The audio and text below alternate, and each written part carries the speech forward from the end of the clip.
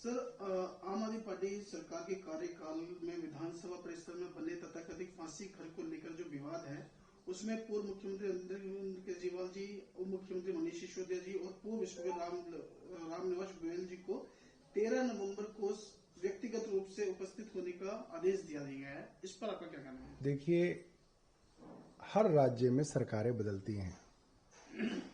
एक राज्य के मुख्यमंत्री का इस्तीफा होता है और दूसरी पार्टी का मुख्यमंत्री और मंत्री बनते हैं।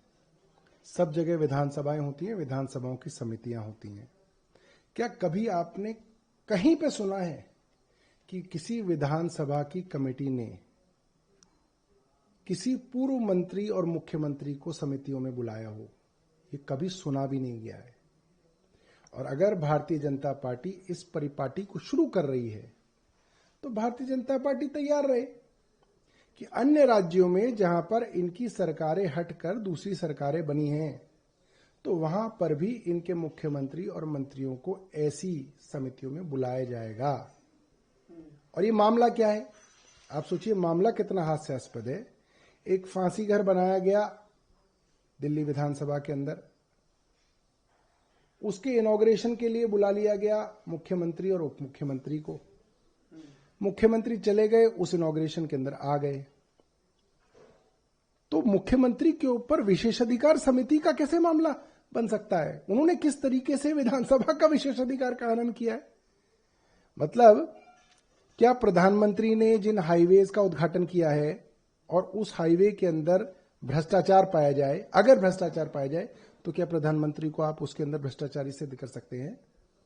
ये क्या फिजूल कि कामों के अंदर जो है भारतीय जनता पार्टी अपना समय व्यर्थ कर रही है और लोगों का समय व्यर्थ कर रही है। इनको लोगों ने वोट दिया है 2500 रुपए महीना देने के लिए, जो इन्होंने अभी तक नहीं दिया। इनको वोट दिया गया था दिल्ली का पोल्यूशन खत्म करने के लिए, यमुना का पोल्यूशन खत्म करने के लिए, 500 रुपए में सिलेंडर देने के लिए। इन्होंने कोई काम नहीं किया और व्यर्थ के कामों में भारतीय जनता पार्टी समय व्यर्थ कर रही है। बिहार में बड़े मतदान प्रतिशत को लेकर चुनाव आयुक्त ज्ञानेश कुमार ने कहा है कि बिहार ने देश को रास्ता दिखाया है। एसआईआर में एक भी अपील नहीं आई है और 1951 के बाद से सबसे ज्यादा मत प्रतिशत इस बार बिहार में बढ़ा है। देखिए, इस बिहार के मतदान प्रतिशत ने बिहार में इलेक्शन कमीशन और भारतीय जनता पार्टी की सरकार की पोल खोल के रख दी है। एसआईआर का क्या मतलब था? एसआईआर का मतलब ये था, जो लोग बिहार में रहते हैं उनका वोट रहेगा और बाकी सब लोगों का वोट काटा जाएगा, क्योंकि बीएलओ खुद जाके देखेगा, अगर आप वहां नहीं रहते तो आपका वोट काट दिया जाएगा। अब हमने देखा भारतीय जनता पार्टी पूर्वांचल मोर्चे के अध्यक्ष संतोष ओझा जी ने दिल्ली में यहीं पे मेरी ही विधानसभा में वोट डाला और अब कुछ महीने बाद कल जो है वो बिहार में वोट डाल रहे थे। कई लोग और हमने फेसबुक पे, इंस्टाग्राम पे देखे जो भारतीय जनता पार्टी के वोटर थे, दिल्ली में वोट डाल रहे हैं, फिर बिहार में वोट डाल रहे हैं। इनके जो आरएसएस के बहुत बड़े जो है विचारक माने जाते हैं, राकेश सिन्हा जी, वो दिल्ली यूनिवर्सिटी के मोतीलाल नेहरू कॉलेज के अंदर काम करते हैं, पढ़ाते हैं। एक आदमी जो दिल्ली में पढ़ाता है, दिल्ली में रहता है और दिल्ली में अभी फरवरी में वोट डाला है जिसने, वो बिहार का वोटर कैसे बन सकता है? मतलब आप रहेंगे दिल्ली में तो आप वोटर बिहार का कैसे बन सकते हैं? तो ये सीधे तौर पे जिस तरीके से भारतीय जनता पार्टी ने हरियाणा के अंदर हजारों लोगों को ट्रेन में भर भर के भेजा, बाकायदा उनके टिकट खरीद के भेजा, बाकायदा हमने उनके वीडियोस डाले हैं, पानीपत हो, करनाल हो, सोनीपत हो, बाकायदा भारतीय जनता पार्टी के जिला अध्यक्ष जाके लोगों को ट्रेन से भर भर के बिहार भेज रहे हैं। तो नाम छटका किया गया, मगर स्पेशल ट्रेन वोटरों को, भारतीय जनता पार्टी के चिन्हित वोटरों को बिहार भेजकर वोट डलवाने का काम किया गया। और यह सीधे सीधे तौर पे इलेक्टोरल मैल प्रैक्टिस है। इलेक्शन के मैनुअल के अंदर यह करप्शन कहलाती है, ये करप्ट प्रैक्टिसेस के अंदर आती है और ये खुल्लम खुल्ला हो रहा है। तो अब संविधान और प्रजातंत्र कहां बचा? ये तो सीधा सीधा लूट तंत्र बन गया है।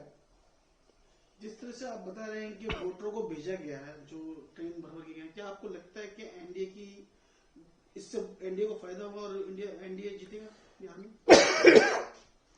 देखिए, कौन जीतेगा कौन हारेगा ये बात तो आज हम प्रेडिक्ट नहीं कर सकते, क्योंकि इलेक्शन कमीशन ने इसके ऊपर रोक लगा रखी है। मगर जिस तरीके से खुल्लम खुल्ला धांधली हो रही है, उससे साफ है कि कोई भी जीते कोई भी हारे, भारतीय जनता पार्टी की सरकार और इलेक्शन कमीशन पूरी तरीके से कॉम्प्रोमाइज्ड है। सर, आपने भी ट्वीट करके आरोप लगाया कि एसआईआर के जरिए बिहार में संगठित वोट चोरी हुई है, ये आपने ट्वीट किया है। देखिए, ये तो बिल्कुल साफ हो गया ना, जब एसआईआर में ज्ञानेश गुप्ता जो हमारे चीफ इलेक्शन कमिश्नर हैं, वो कह रहे थे कि एसआईआर इसलिए किया जा रहा है ताकि जो लोग बिहार में रहते हैं उनको बीएलओ उनके घर घर जाके देखेगा कि यहां रहता है, तभी उसका वोट रहेगा, और जो बिहार में नहीं रहता उसका वोट काट दिया जाएगा। तो ये कैसे हो गया कि लाखों वोटर जो भारतीय जनता पार्टी के चिन्हित वोटर थे, उनके वोट एसआईआर में नहीं काटे गए। फिर उन सब लोगों को इकट्ठा करके अलग अलग राज्यों के अलग अलग शहरों से टिकट बाकायदा करा के, भारतीय जनता पार्टी का बाकायदा पटका पहना के उन्हें भेजा गया, सिर्फ वोट करने के लिए भेजा गया, और वो वोट करके वापस आ रहे हैं। तो पूरा संगठित है ना, ये तो पूरा का पूरा जो इनकी पूरी की पूरी जो ये एक्सरसाइज हुई है, ये तो कलर्ड एक्सरसाइज हो गई। सर, आरजेडी और कांग्रेस के गठबंधन पर प्रधानमंत्री जी ने कहा कि चुनाव के बाद दोनों एक दूसरे के भाग नोचेंगे। अब देखिए, बाल तो नीतीश कुमार और भारतीय जनता पार्टी भी कई बार नोच चुके हैं। कई बार मोहब्बत हो जाती है, फिर तलाक हो जाता है। महबूबा मुफ्ती के साथ भी इन्होंने पहले सरकार बनाई, फिर उनको गालियां देने लगे। उसी तरीके से बीजू जनता दल नवीन पटनायक के साथ दोस्ती करते रहे, फिर उन्हीं की कमर में छुरी मारी और उनको सत्ता से बेदखल कर दिया।